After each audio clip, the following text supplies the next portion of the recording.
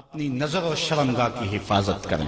اس دور کا سب سے بڑا فتنہ یہ ہے کہ نگاہیں پاک نہیں رہی، نگاہیں غلیظ اور گندی ہو گئی، شرمگاہوں میں وہ تقدس نہیں رہا ہے۔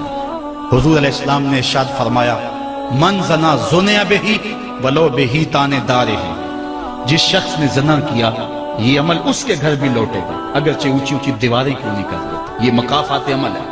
گندم از گندم بروئت جو ز جو، از مکافات عمل غافل مشو۔ گندم بو گے تو گندم کاٹو گے، جو بو گے تو جو کاٹو گے۔ نظر کو تقدس دو، نظر کو پاکیزگی دو۔ حضرت لقمان حکیم کہتے ہیں کہ میں کئی نبیوں سے ملا ہوں، کئی نبیوں سے ملاقات کی ہے، اور میں ان سے دو دو چار چار باتیں جمع کی ہیں، اور ان ساری باتوں کو میں نے جمع کر کے 100 باتیں جمع کی ہیں، اور ان کا پھر میں نے خلاصہ تیار کیا ہے۔ ان میں 8 باتیں الگ کی ہیں۔ ان 8 باتوں میں ایک بات یہ ہے، جب کسی کے گھر جاؤ تو نظر کو حفاظت میں رکھو۔ جس شخص کے مہمان بنو، جس کے گھر جاؤ، تمہاری نظر نہ بھٹکنے پائے۔ نظر اگر غیر محرم کو شہوت سے دیکھتی ہے، حدیث میں آتا ہے کل قیامت کے دن جہنم کی آگ سے بھر دی جائے، وہ سخت رسوا ہوگا۔ آج میڈیا کی آوارگی اور انٹرنیٹ پہ جو کچھ ہو رہا ہے، ٹیلی ویژن اور سینما جو بدتمیزی پھیلا رہے ہیں، اور موبائل پیکج جس طرح بے حیائی کو فروغ ہو رہا ہے، ہم اس کے خلاف پوری قوت کے ساتھ بند باندھیں۔ اپنی اولادوں کے ہاتھوں سے ناول چھین لو، ان کے ہاتھوں سے جو ہے وہ فلمیں چھین لو، ان کی خلوتوں پہ نظر رکھو اور ان کی حفاظت کرو۔ جس شخص کی نظر پاک نہیں ہے، اس کے من میں طہارت نہیں آ سکتی ہے۔ دل پاک نہیں ہے، اس کو جو ہے وہ باطن کا نور نصیب نہیں ہو سکتا۔ وائے قوم کشتہ تدبیر غیر، کار او تخریب خود تعمیر غیر، از حیا بیگانہ پیرانے کہن، نوجوانہ چوں زنا مشغول تن۔ کتنی حکمت والی بات کہی اقبال نے۔ وہ اپنے دور کا دکھڑا سناتا ہے، جس دور سے ہم گزر رہے ہیں اب تو عجیب حال ہو گئے۔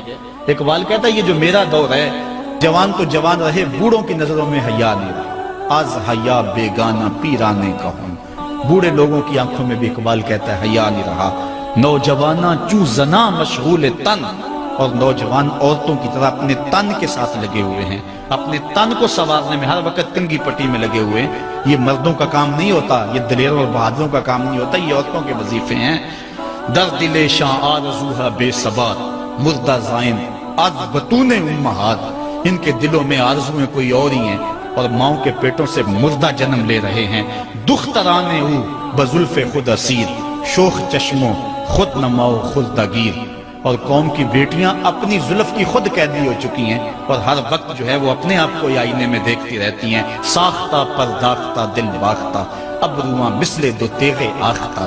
وہ جو گھر کی رونق تھی، جو آبرو اور حیا کا دوسرا نام تھا، آج وہ دل پھینک قسم کی ہو گئی ہے۔ آہ قوم میں دل سے حق پرداختہ، مرد و مرگے خیش را نہ شناختہ۔ اقبال کہتا ہے ہائے قوم کہ جو مر گئی اور اسے ابھی تک پتہ ہی نہیں چلا کہ میں مر چکی ہوں اور جینے کا سامان نہیں کرتی۔ حضور نے فرمایا ہر دین کی کوئی پہچان ہوتی ہے، میرے دین کی پہچان حیا ہے، اگر حیا نہیں ہے تو دین ہی نہیں ہے۔ ہم نے جس دور میں اپنے ماں باپ سے دین سیکھا تو اس وقت اتنے فرقے بھی نہیں تھے، نہ بات بات پہ شرک کے فتوے لگتے تھے، اور نہ ہی لوگ دین کو کاروبار بنائے ہوئے تھے۔ اس وقت کوئی کھڑا ہو کے نعت بھی پڑھتا تھا تو اس کی آنکھیں بند ہوتی تھیں اور تصور مدینے کی گلیوں کا طواف کر رہا ہوتا تھا۔ اور اگر کوئی پیر طریقت تھا تو اس کا مقصد مخلوق کو اللہ تک پہنچانا تھا، لوگوں کا دل اپنی جانب موڑ کے مائل کر کے اپنی جیب گرم کرنا مقصد نہیں تھا۔ اس وقت عالم دین لوگوں کی عقیدتوں کو سمیٹ کر کے، گھیر کر کے، اپنی عقیدت کے دائرے میں ڈال کر کے ان سے سطحی مفاد حاصل کرنے کا دھندا نہیں کرتے تھے۔ اس وقت عالم دین بندے کو گناہ سے نکال کر کے اللہ کی دہلیز پہ سجدہ ریز کرنے کا کام کرتے تھے۔ اور آج ہم دیکھتے ہیں کہ فرقہ پرستوں نے اسلام کو توڑ کے رکھ دیا، اور جو لوگ بیچارے اللہ کے حضور سجدہ ریز ہوتے ہیں، ان پر شرک کے اور بدعت کے فتوے لگا کر کے ان کو اسلام سے بدزن کرنے کی کوشش کی، اور نعت خوانیاں ایک بہت بڑا کاروبار بن گیا، اور پیری مریدی ایک بہت بڑا دھندا بن گیا، تو اس دور کے اندر اپنی اولاد کو سنبھالنا، وہ طرح طرح کے سوال کرتی ہے، پوچھتی ہے، تو پھر ان کو دین پر مطمئن رکھنا اتنا آسان کام نہیں ہے۔ ہمارے والدین نے ہماری تربیت کی تو ان کے لیے قدرے آسان تھا، لیکن ہمارے لیے اپنی اولاد کو سنبھالنا اور دین کی راہ پر ڈالنا قدرے مشکل ہے۔ لیکن ہمارے والدین نے جو آسان کام کیا تھا اس کے لیے بھی بڑی محنت کی تھی، اور ہم اپنی اولاد کے لیے کیا اتنی محنت کر رہے ہیں جتنی محنت ہمارے والدین نے ہمارے اوپر کی تھی۔ تو اگر ہم نہیں کر رہے تو پھر ہماری اگلی اولادیں یا ان کی اگلی نسلیں پھر کن ہاتھوں میں ہوں گی؟ تو اس لیے ہمیں خاص طور پہ سوچنا چاہیے۔ میں نے قرآن مجید کی جو آیت کریمہ پڑھی ہے اس میں ارشاد فرمایا، اپنے آپ کو اور اپنی اولاد کو دوزخ کی آگ سے بچا لو جس کا ایندھن انسان اور پتھر ہے۔ تو مجھے اور آپ کو اپنی اولاد کی حفاظت کرنی چاہیے۔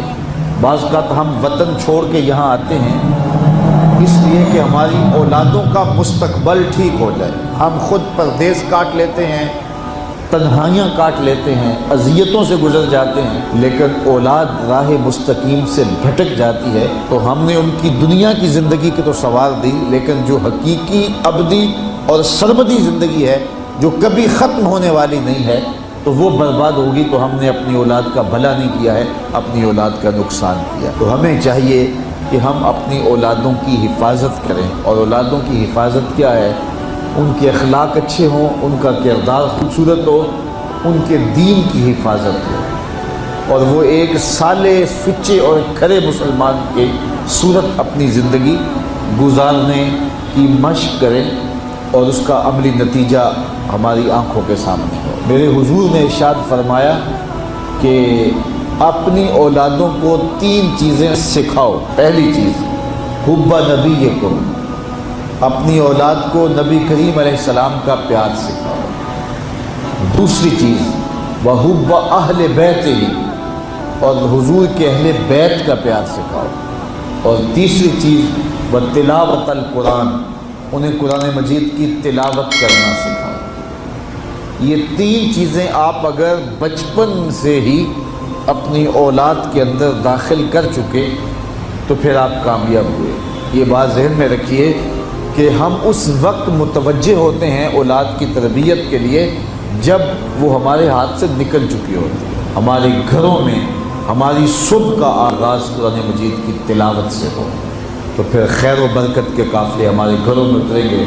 قرآن ہماری زندگی کو بدلنے والی کتاب ہے۔ جب ہمارا ربط اس کتاب سے ہو جائے گا، پختہ تعلق اس کتاب سے قائم ہو جائے گا، تو پھر زمانے کی تیز آندھیاں بھی ہمارے پائے استقلال میں لغزش نہیں لا سکتی ہیں، نہ ہمارے عقائد میں خرابی آ سکتی ہے، نہ ہمارے عمل میں کمزوری آ سکتی ہے۔ اس لیے ہمیں معمول کے طور پہ قرآن مجید کو اپنی زندگیوں میں شامل کرنا چاہیے اور اپنی اولاد کو اس کا خوگر بنانا چاہیے۔ ایک زمانہ تھا کہ ہر گھر میں صبح کو قرآن کھلتا تھا، اور آج وہ دور ہم سے چھوٹتا چلا جا رہا ہے۔ صبح کے وقت موبائل تو کھلتے ہیں لیکن قرآن نہیں کھلتا، جس کا نتیجہ کیا؟ آج بے برکتیوں کے ڈیرے ہیں۔ کثرت مال کے باوجود بھی ہم بے برکتی کی بات کرتے ہیں، اس لیے کہ ہمارے گھروں میں قرآن مجید کا چراغاں نہیں ہے۔